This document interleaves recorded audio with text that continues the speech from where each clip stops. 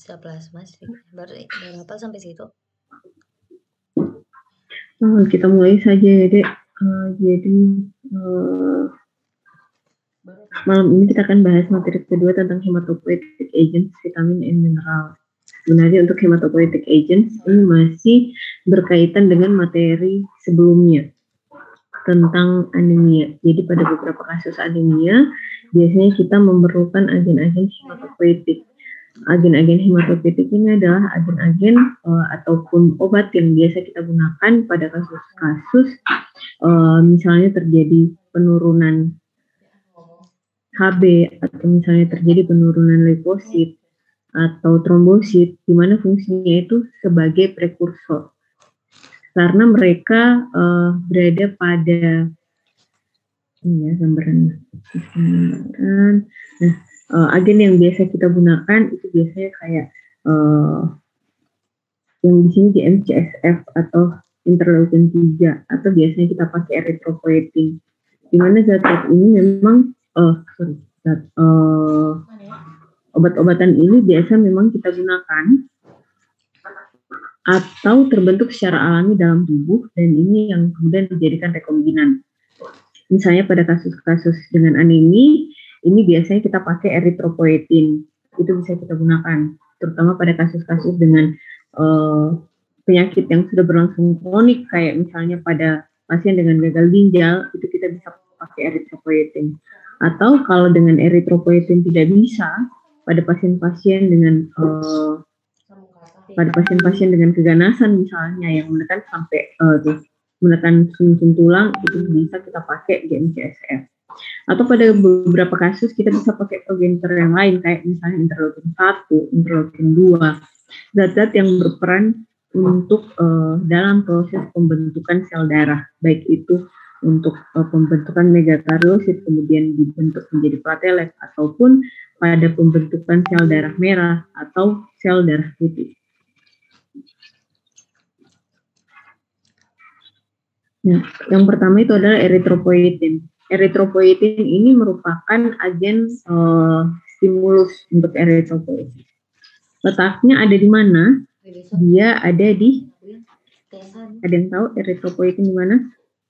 Sebenarnya dia merupakan senyawa yang terbentuk secara alami dalam tubuh. Itu ada. Dia di ginjal, diproduksi di ginjal. Jadi ketika memang ada kelainan di ginjal, terutama pada penyakit-penyakit gagal ginjal kronik, nah itu memang terjadi penurunan produksi dari erythropoietin sendiri, sehingga dibutuhkan erythropoietin dari luar atau eksogen. Nah, erythropoietin ini 90% dihasilkan di sel-sel peritubular di ginjal. Kemudian erythropoietin ini sangat berperan dalam proses produksi retikulosit. Jadi ketika misalnya terjadi gangguan pada pembentukan sel darah merah, harapannya erythropoietin ini akan memacu proses pembentukan ataupun produksi retikulosit sehingga kemudian retikulosit bisa berlanjut berkembang menjadi sel darah merah yang matur. Nah, sintesis dari erythropoietin ini sendiri distimulasi oleh kondisi yang kita sebut dengan hipoksia. Hipoksia atau kekurangan oksigen. Hipoksia sendiri itu kan ada banyak faktor yang mempengaruhi, termasuk misalnya gangguan pada pembuluh darah atau misalnya pada pasien-pasien dengan gangguan pada jantung ataupun gangguan pada respirasi yang sudah berlangsung kronik, ini bisa memicu terjadi hipoksia. Nah, ketika terjadi hipoksia, maka ini akan merangsang pembentukan ataupun pengeluaran dari erythropoietin.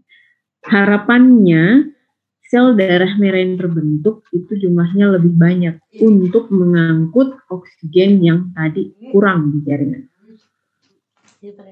Saat ini erythropoietin dikembangkan menggunakan rekombinan DNA, teknologi rekombinan DNA. Jadi yang dia sebelumnya itu dia hanya merupakan suatu senyawa endogen, sekarang itu sudah bisa kita kembangkan, sudah bisa digunakan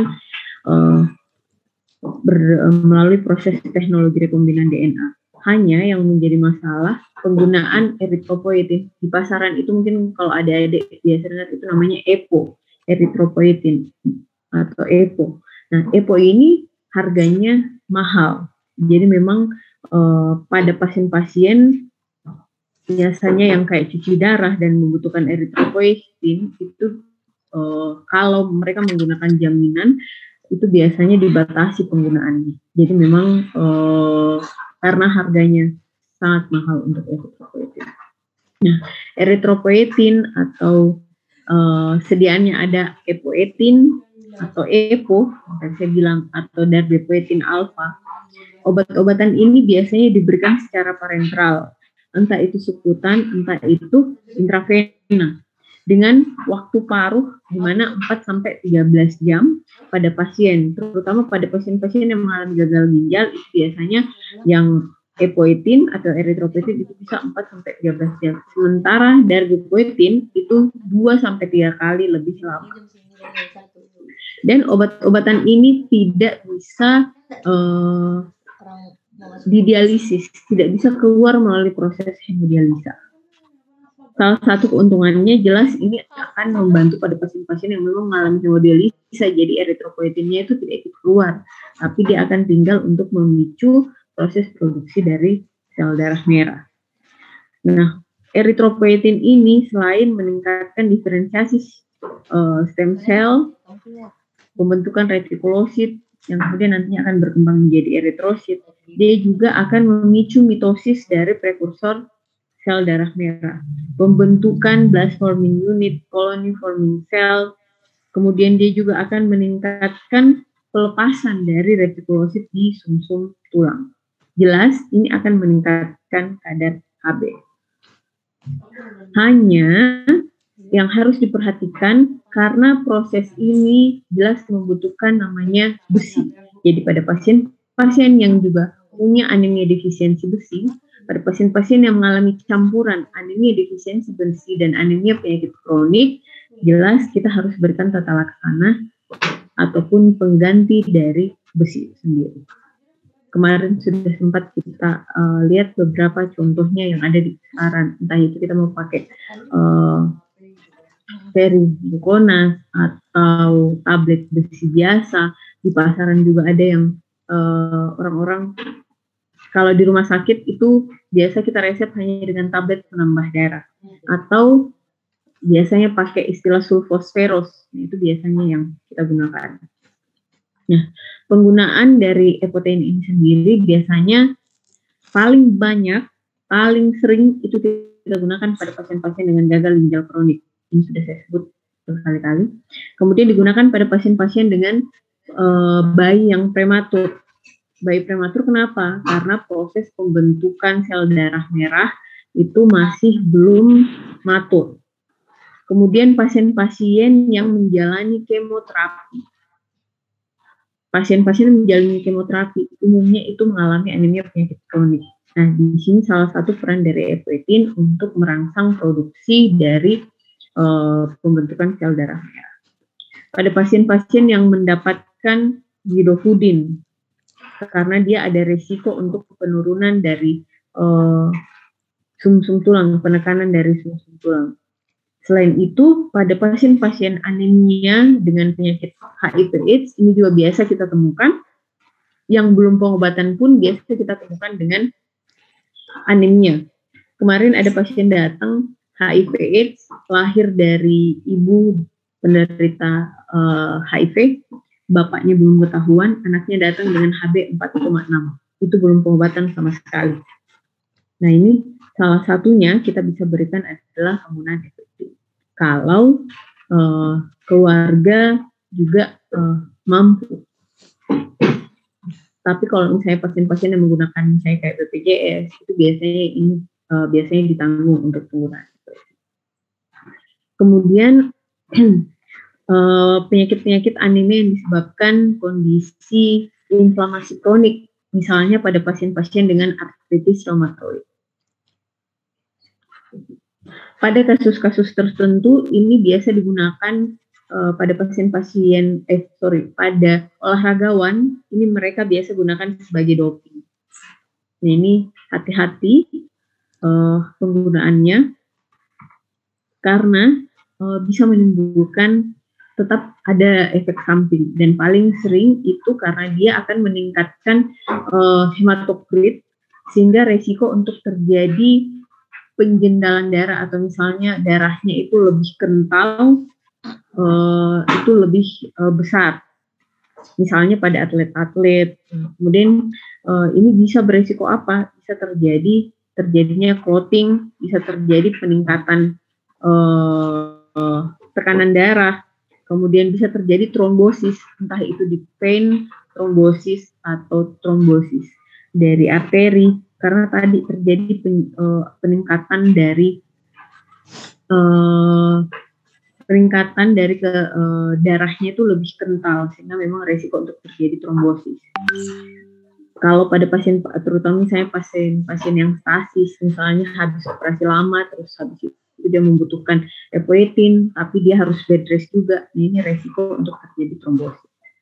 Kemudian resiko apalagi bisa terjadi kejang, karena di situ dia bisa menimbulkan penyumbatan pada arteri-arteri kecil di otak. Mungkin awalnya hanya nyeri kepala, kemudian diikuti berikutnya dengan kejang. Kemudian bisa terjadi influenza-like illness, bisa pasiennya menggigil atau sampai terjadi myalgia. Kemudian pada beberapa kasus malah dia jadi kayak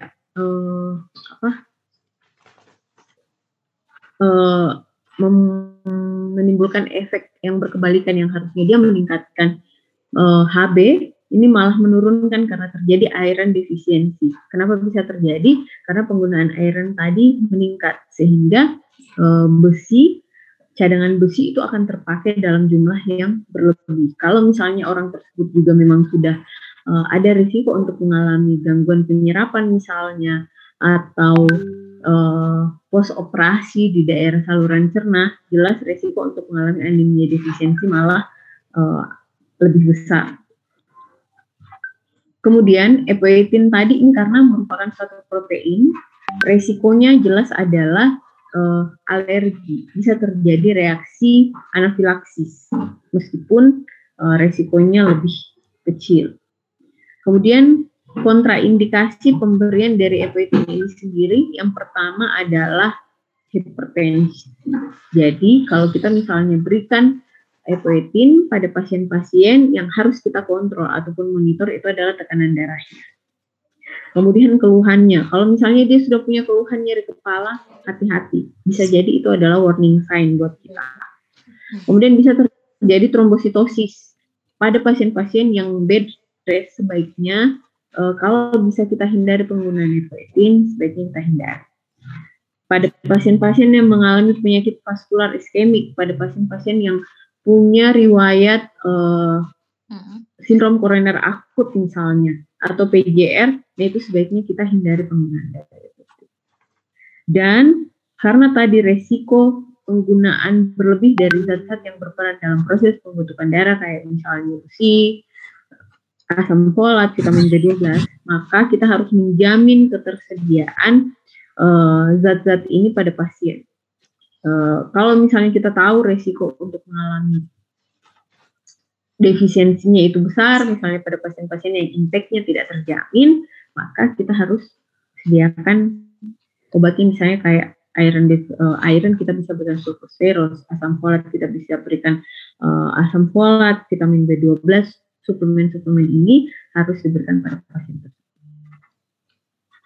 Kemudian jangan lupa pemberian heparin selama dialisis. Heparin ini nanti kita akan bahas pada materi berikutnya. Heparin ini berperan dalam proses untuk mencegah terjadinya pengentalan darah, untuk mencegah terjadinya clotting, sehingga pada pasien-pasien yang menjalani dialisis, di mana kita berikan EPO, sebaiknya kita juga berikan heparin. Berikutnya ada myeloid growth factors. Myeloid growth factors atau contohnya yang ada adalah GCSF dan MCSF, di mana kedua faktor pertumbuhan dari myeloid ini sangat berperan penting dalam proses untuk proliferasi dan proses juga diferensiasi dari sel-sel darah putih.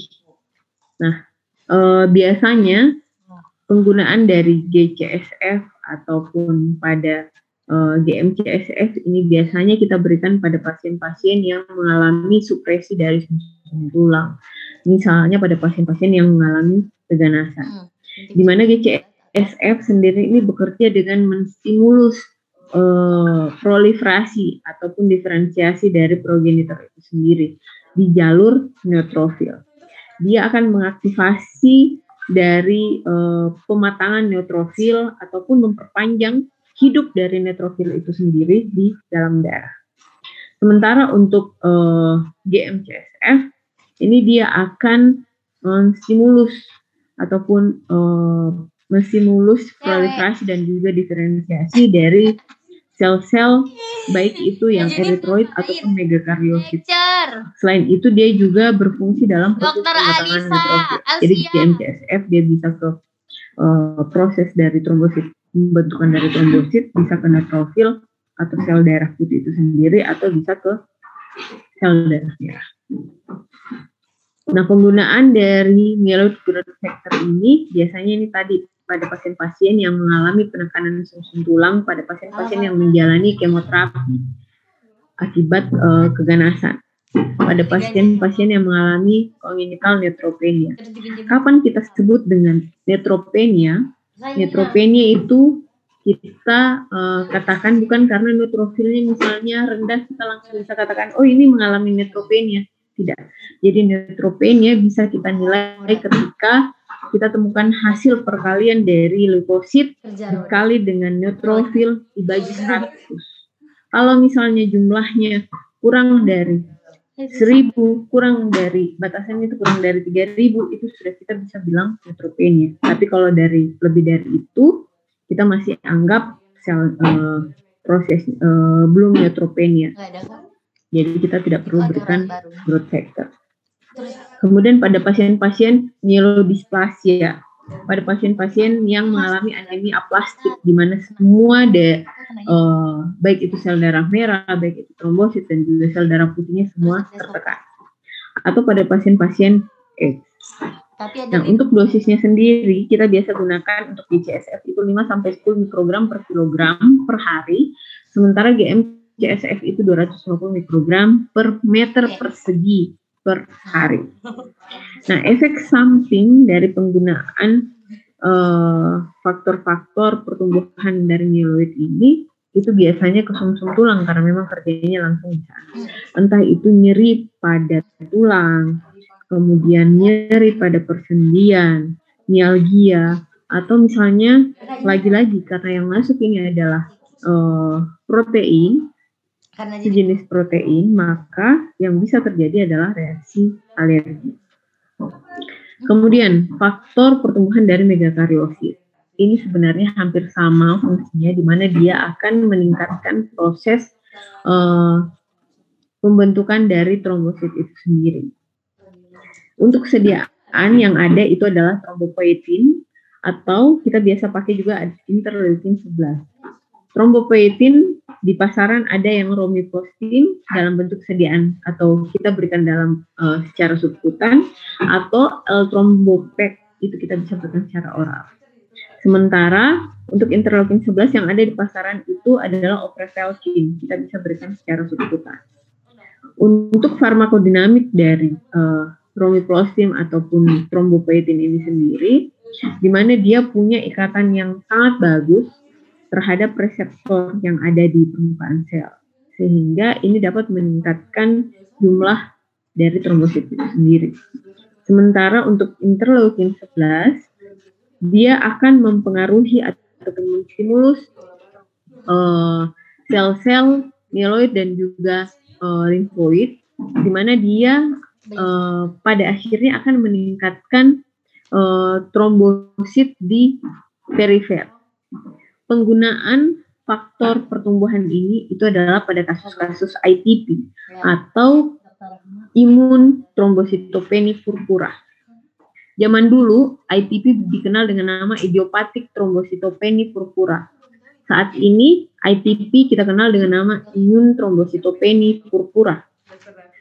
Kalau kalian mendapatkan pasien dengan ITP, Kan dokter. Maka dengan perdarahan yang tidak masif, misalnya dia trombositnya 10.000, tapi yang kelihatan itu misalnya hanya teki saja di badan, tanpa adanya perdarahan saluran cerna misalnya, maka kita tidak perlu lakukan transfusi. Terus salah satunya Yang kita berikan adalah faktor pertumbuhan, atau kita berikan steroid.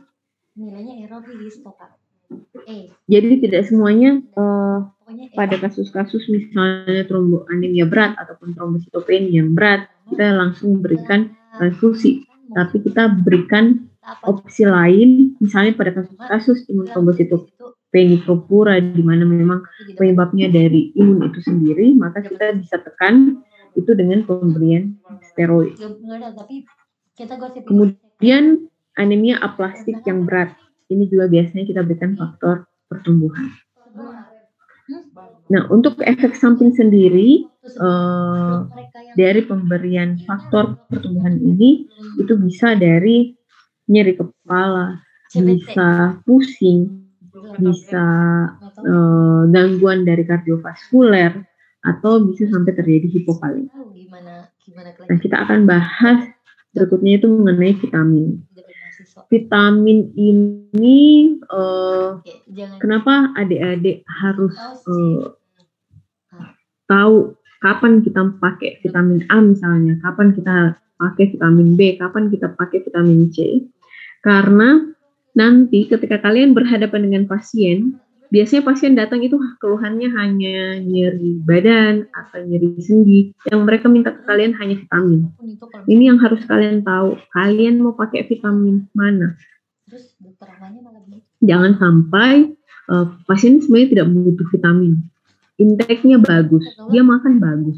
Tidak ada penyakit dasar yang lain. Datang ke kalian misalnya minta vitamin. Terus kalian misalnya kasih vitamin D misalnya ya. Itu kan tidak nyambung. Kalau misalnya kita memang mau meningkatkan imunitas, atau misalnya pada pasien-pasien yang mengalami gangguan sering kesemutan misalnya, kita mau pakai vitamin yang mana?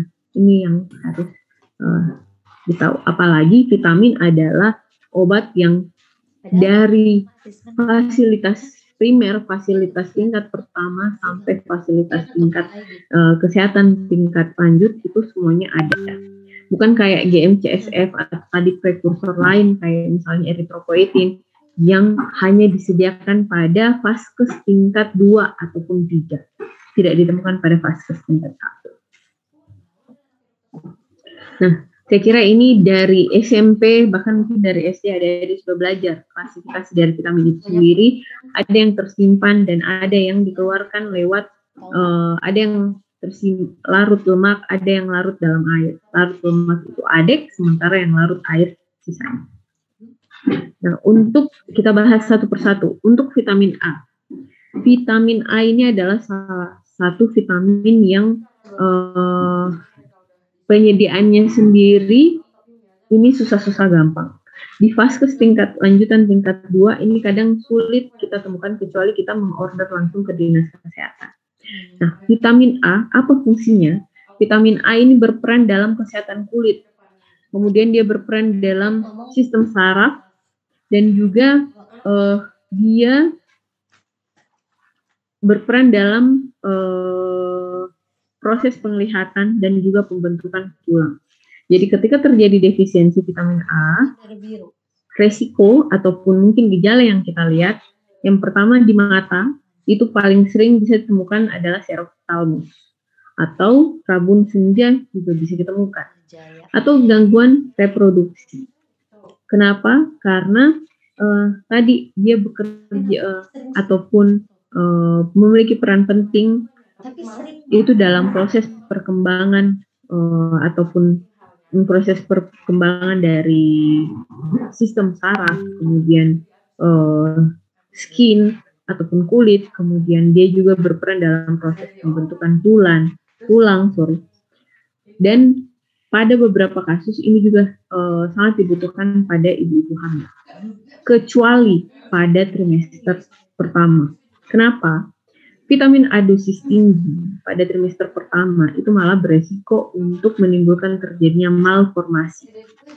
Banyak cerita, nggak tahu Kak. Jadi ketika kita mau berikan vitamin A pada ibu, nah ini boleh dengan jumlah yang kebutuhan harian, bukan dalam untuk pengobatan.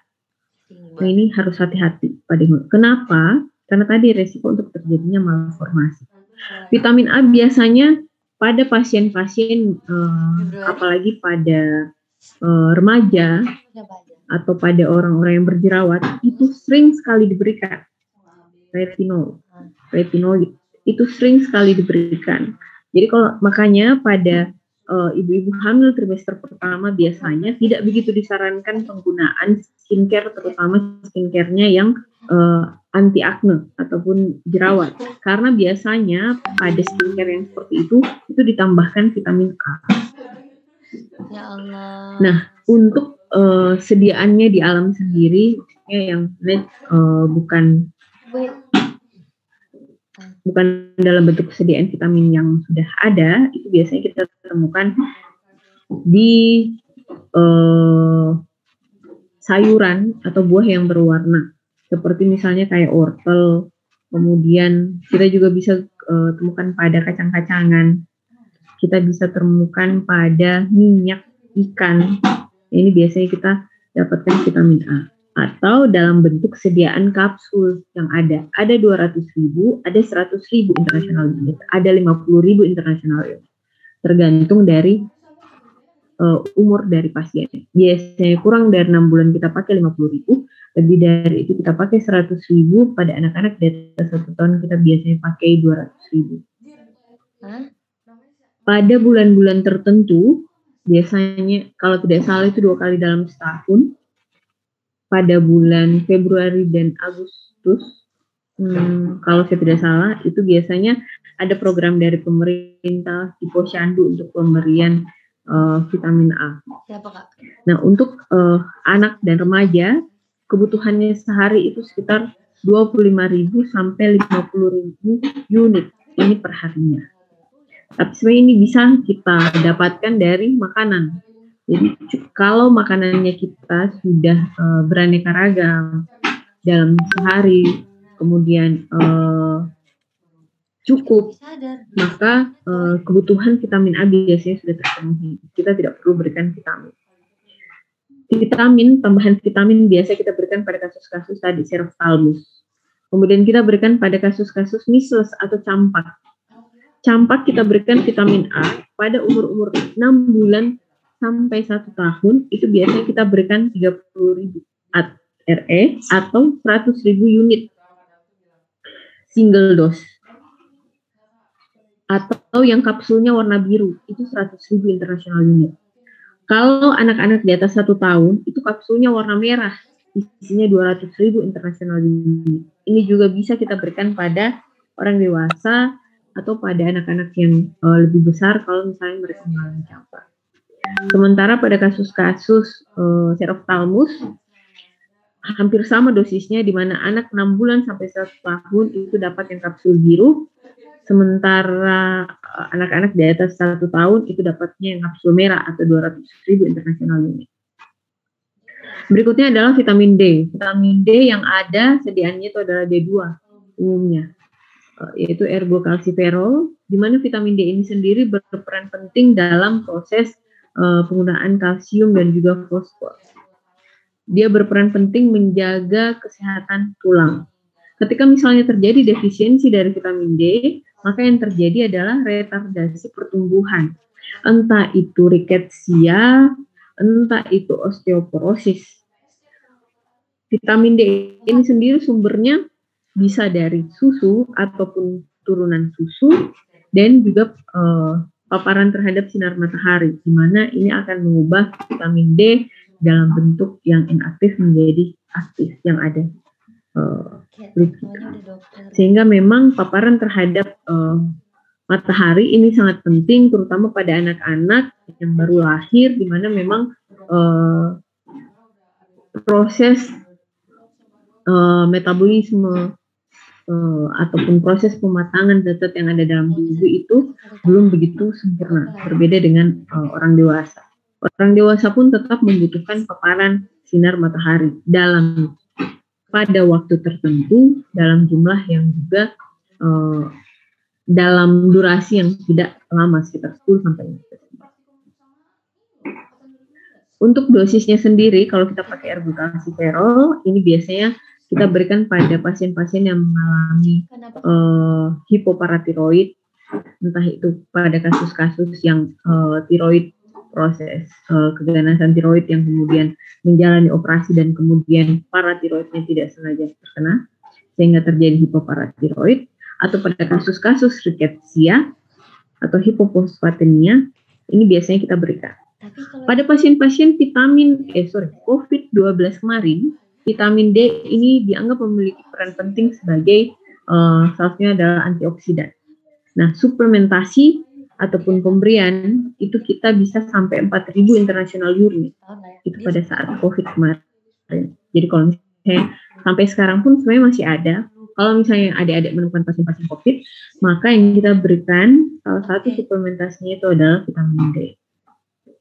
Oke, orang tuanya sih Kak. Kemudian vitamin berikutnya adalah vitamin E. Vitamin E ini ada dalam bentuk sediaan kapsul, baik itu soft gel ataupun yang hard. Kemudian ada tablet, ada dalam bentuk sediaan minyak, ada dalam bentuk solution.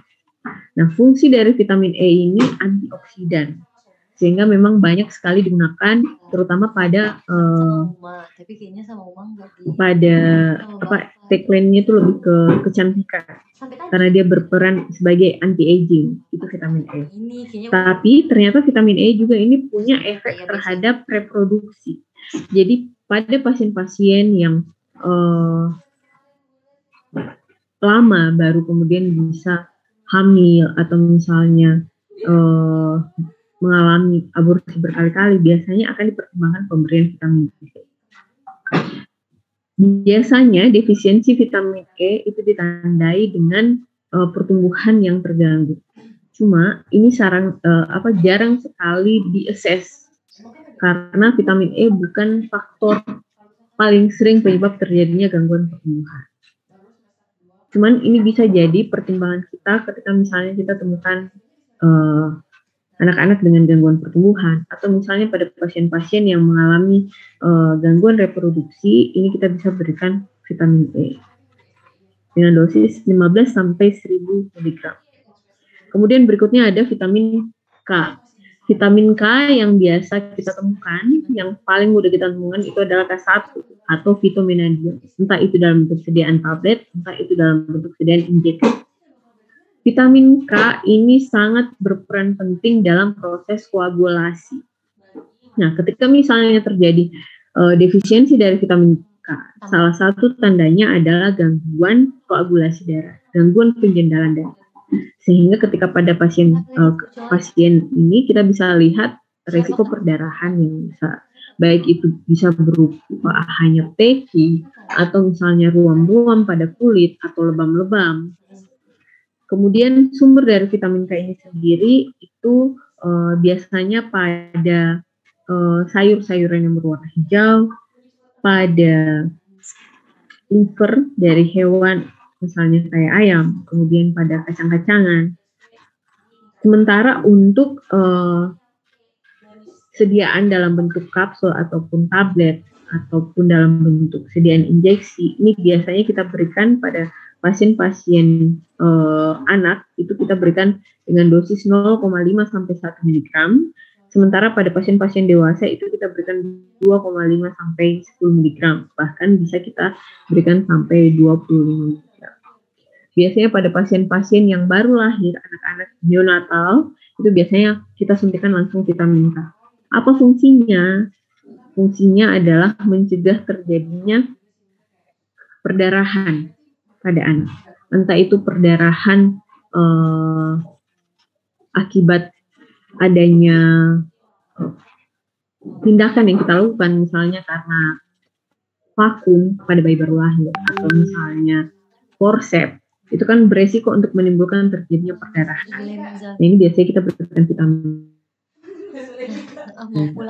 Pada pasien-pasien yang lahir normal pun itu biasanya tetap kita berikan vitamin K. Ini berisiko untuk menurunkan terjadinya perdarahan di otak.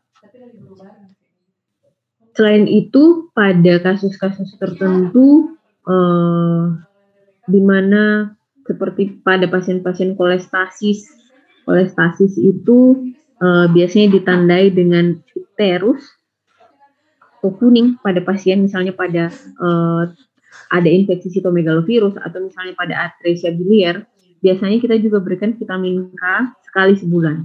Kenapa? Karena pada kasus-kasus ini terjadi gangguan absorpsi vitamin K, sehingga biasanya kita berikan suplementasi vitamin K. Atau pada pasien-pasien yang mengalami pemanjangan faal, di mana dari hasil pemeriksaan PT ataupun APTT-nya itu memanjang, itu biasanya kita berikan vitamin K selama 3 hari berturut-turut. Kemudian berikutnya adalah vitamin C. Vitamin C ini salah satu vitamin yang paling sering mungkin nanti adik-adik gunakan. Vitamin C ini ada dalam bentuk sediaan tablet, ada dalam bentuk sediaan kapsul. Vitamin C ini punya efek yang banyak dalam proses metabolisme, baik itu metabolisme kalsium, kemudian dalam proses biosintesis kolagen, neurotransmitter, kemudian sebagai antioksidan sendiri. Apa tandanya pasien-pasien yang mengalami defisiensi vitamin C? Yang paling sering itu adalah sariawan. Kenapa di sini saya munculkan kapten? Karena ceritanya vitamin C ini sendiri ditemukan pertama kali pada oleh kapten kapten kapal, di mana dia melihat zaman dulu itu banyak orang yang meninggal karena scurvy ataupun karena awalnya itu sariawan, kemudian terjadi perdarahan yang berlangsung terus-menerus sampai akhirnya kemudian ada satu kapal yang mengangkut jeruk. ABK-ABK-nya itu mengkonsumsi jeruk tersebut dan ternyata hampir tidak ada yang mengalami sariawan. Setelah dilakukan penelitian itu ditemukanlah ternyata yang berperan dalam proses tersebut vitamin C. Sehingga sumber-sumbernya sendiri itu kita bisa temukan pada buah-buahan yang biasanya punya rasa yang cenderung kecut seperti misalnya jeruk atau misalnya lemon, pada tomat. Biasanya bisa juga kita temukan pada kentang. Nah, sementara untuk vitamin C yang ditemukan di pasaran itu kita bisa berikan dengan dosis tertentu. Misalnya pada orang dewasa kita bisa berikan 100 sampai 250 mg. Pada anak-anak kita bisa berikan 35 sampai 100 mg. Berikutnya adalah vitamin B1. Vitamin B1 atau kita sebut dengan tiamin. Tiamin ini dia berperan dalam proses metabolisme karbohidrat. Selain itu, dia berperan dalam menjaga fungsi normal dari sistem saraf dan juga sistem kardiovaskular. Jadi kalau ada defisiensi vitamin B, biasanya itu akan terjadi penurunan nafsu makan, akan terjadi kelemahan pada otot ataupun bisa sampai terjadinya wasting atau beri-beri. Wasting itu biasa kita lihat dari arm atau dari otot di lengan itu biasanya kita temukan ada wasting di mana kayak ototnya itu menggelambir sementara tubuhnya kelihatan kecil. Atau pada pasien-pasien yang mengalami malnutrisi energi protein itu bisa kita temukan wasting. Kemudian sumber dari vitamin B ini sebenarnya bisa kita temukan pada mulai dari sayur-sayuran hijau, bisa kita temukan pada susu ataupun turunannya. Nah, untuk dosis pemberian dari vitamin B1 ini sendiri adalah 50 sampai 100 mg per hari pada orang dewasa, sementara pada anak-anak 10 sampai 25 mg, baik itu secara muskular ataupun intravena, atau bisa kita Jadinya berikan dalam belajar bentuk persediaan oral. Belajar. Selain itu, pada pasien-pasien yang mengalami defisiensi vitamin B1 itu juga bisa kita temukan terjadi kesemutan. Sehingga vitamin B1 ini bisa kita berikan. Jadi kalau misalnya ada pasien yang datang ke kalian dengan keluhan misalnya sering mengalami kesemutan atau sering mengalami nyeri-nyeri otot, ini bisa kalian pertimbangkan pemberian vitamin B1. Bisa saja itu adalah sign dari defisiensi vitamin B1. Kemudian berikutnya adalah vitamin B2 atau riboflavin. Riboflavin ini biasanya paling banyak berperan dalam proses pertumbuhan dari embrio. Sehingga memang vitamin B2 ataupun riboflavin ini sangat diperlukan terutama pada ibu-ibu hamil.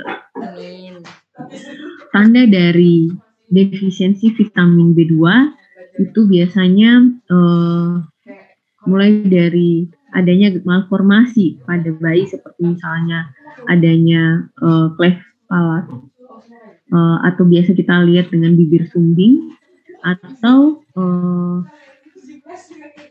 hookfootness atau biasa kita sebut dengan CTS,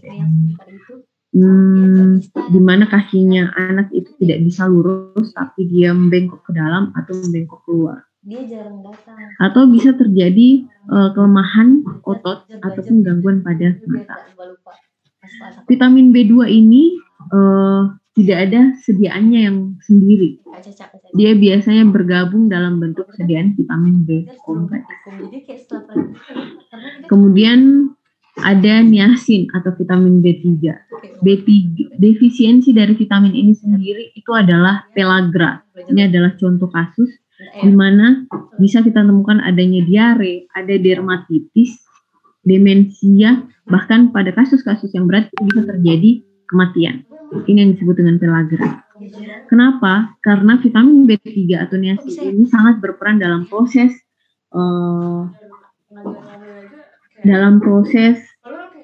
perkembangan dan juga proses regenerasi dari kulit, kemudian sistem gastrointestinal dan juga pada sistem saraf.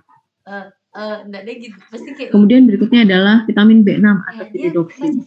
Pyridoxine ini juga sangat bagus dalam menjaga sistem saraf.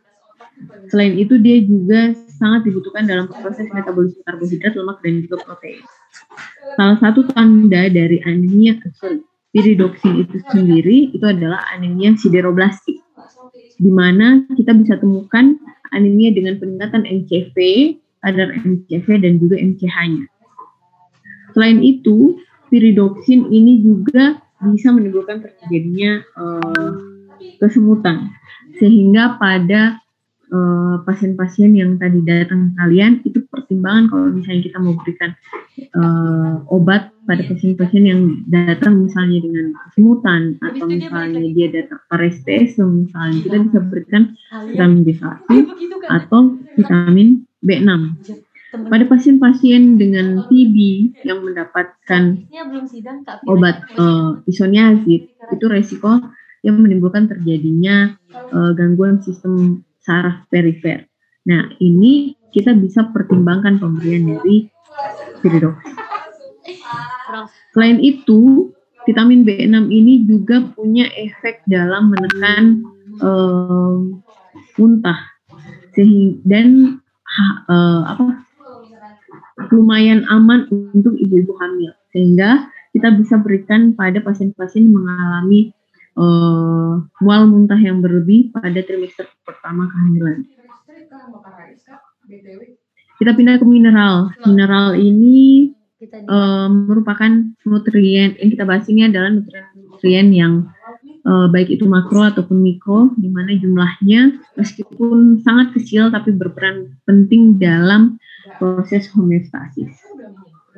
Nah, yang kita bahas untuk makromineralnya tidak semua, tapi yang adik-adik harus ketahui ada beberapa makromineral penting dalam tubuh kita, yaitu kalsium, fosfor, potasium, sulfur, sodium, klorin, dan juga magnesium.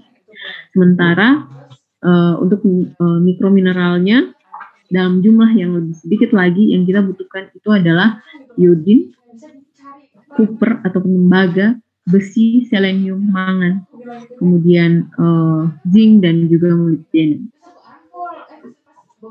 Nah, kita bahas yang pertama untuk kalsium.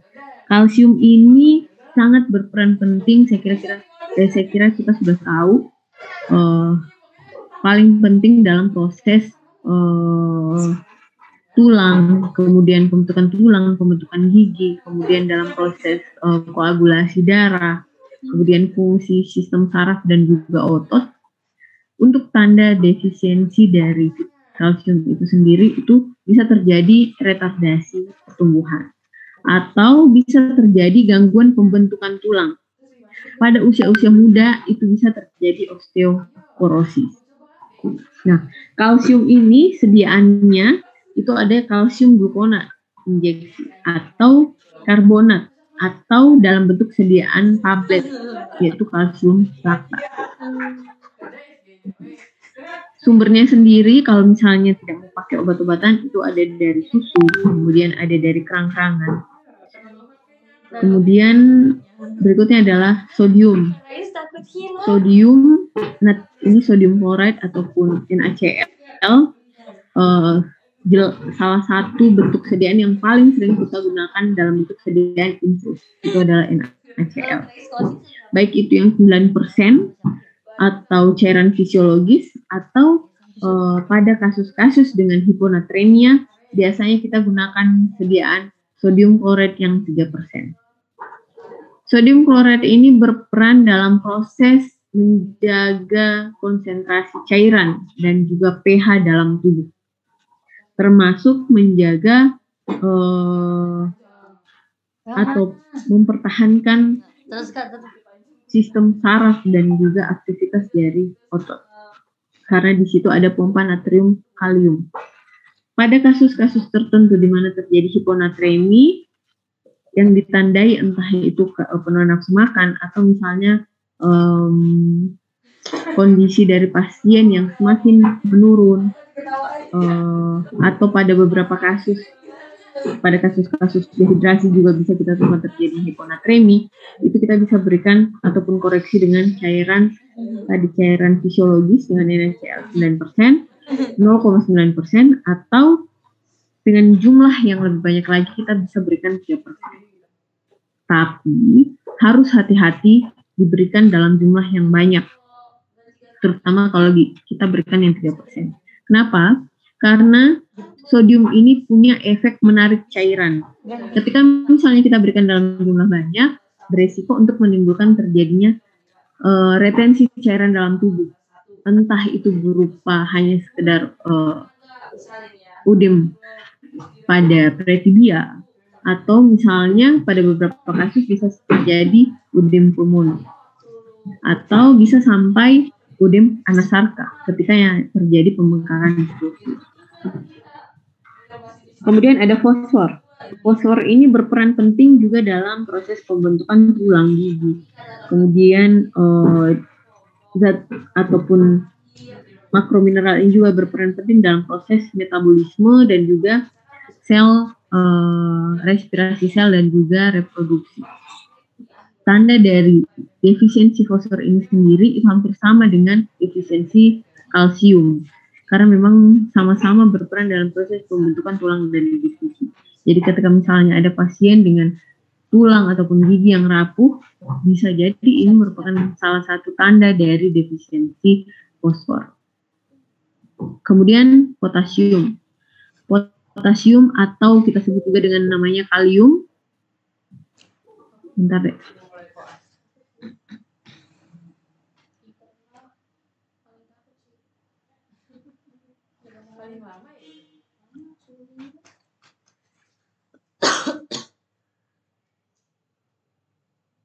Berarti kalau misalkan stasiun tertentu mencakup lagi ke berarti stasiun jantung gitu.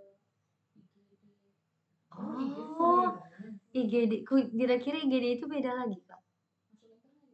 Walah. Padahal Kak Meli kemarin bilang begini. Kalium, di mana kalium ini berperan penting dalam proses menjaga hemostasis, di mana dalam proses pengaturan cairan dalam tubuh, pH, kemudian kalium ini juga berperan dalam proses irama ataupun konduksi dari jantung. Sehingga ketika misalnya terjadi hipokalemi, ini resiko, pada kasus-kasus hiperkalemi, resikonya itu biasanya ke jantung, bisa terjadi aritmia. Jadi Nah, kakak habis pada pasien-pasien, kan sementara kalau pada istri itu pasien-pasien kita yang mengalami hipokalemia, itu kita bisa berikan dengan cuma di pemberian cairan biasanya, atau dengan tambahan kalium klorida. nanti. Berikutnya adalah magnesium. Magnesium ini juga hampir sama perannya dengan kalsium dan fosfor, di mana berperan dalam proses pembentukan tulang dan gizi.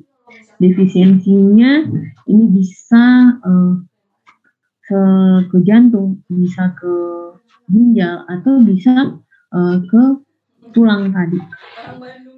Magnesium ini sendiri bisa kita temukan dalam makanan sehari-hari seperti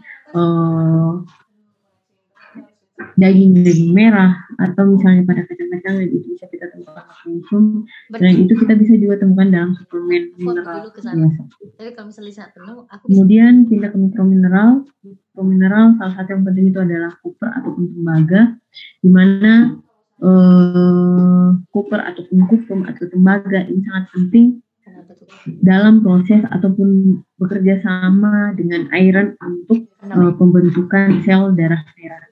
Sehingga ketika misalnya terjadi defisiensi, salah satu tanda yang bisa ditemukan itu adalah anemia.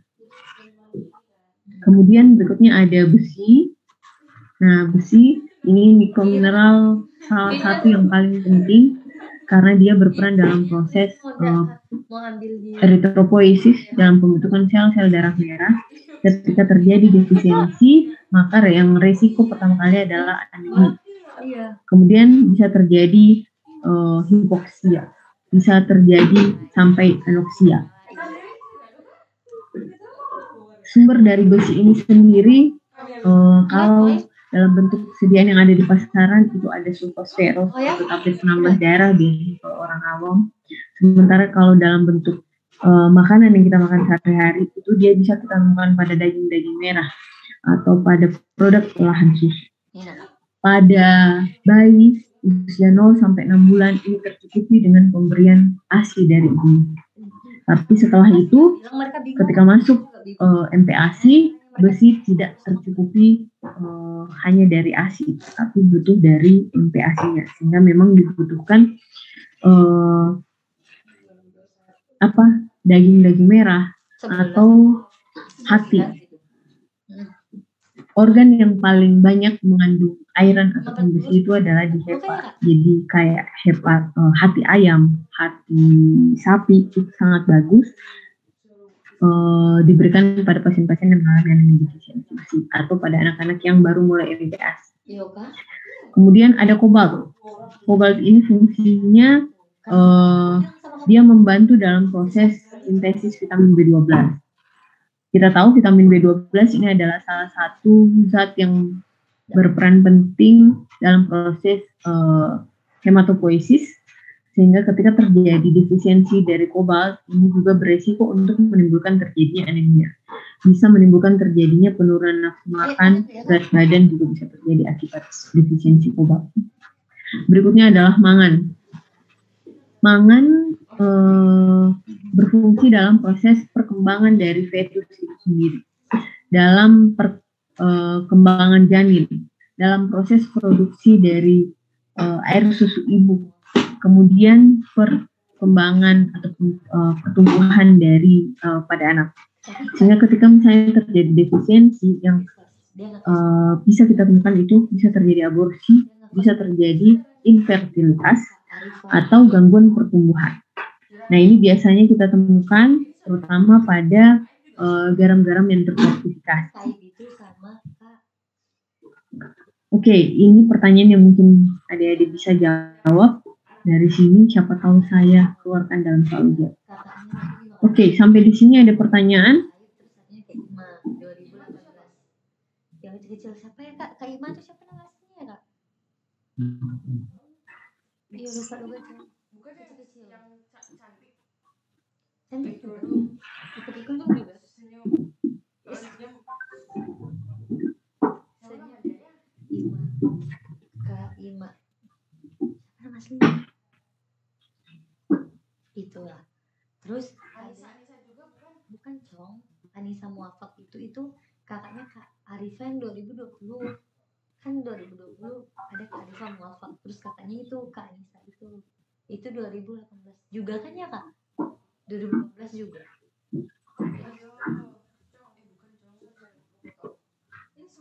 Kalau tidak ada, saya cukupkan kuliah kita hari ini. Mungkin ada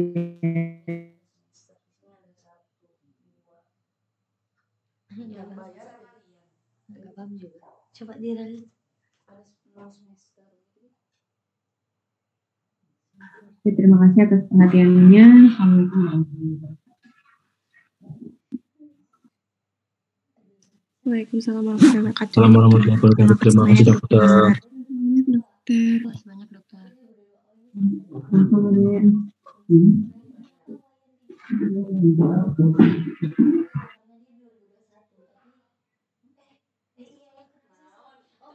Kalau koas profesi tuh dia pakai semester juga nggak sih Kak? Semesternya beda dari kita kan? Pakai dalam. Tapi nggak ngalahin Pas semester kan? atau enggak? Mereka berarti dari satu lagi. Iya, ada satu lagi. Semesternya kita. Muncul deh Kak. Ada 2022 coy. 1 kali 5.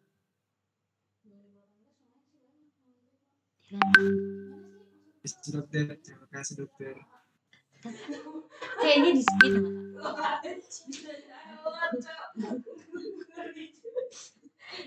nggak tahu coy, bingung aku juga bagaimana. Aduh. Sesuai kodam itu kayaknya kalau kodam gitu.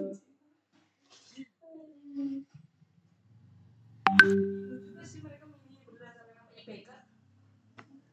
Enggak kayaknya IPK Resti tinggi dari Dira Kak. Dira rendah IPK-nya.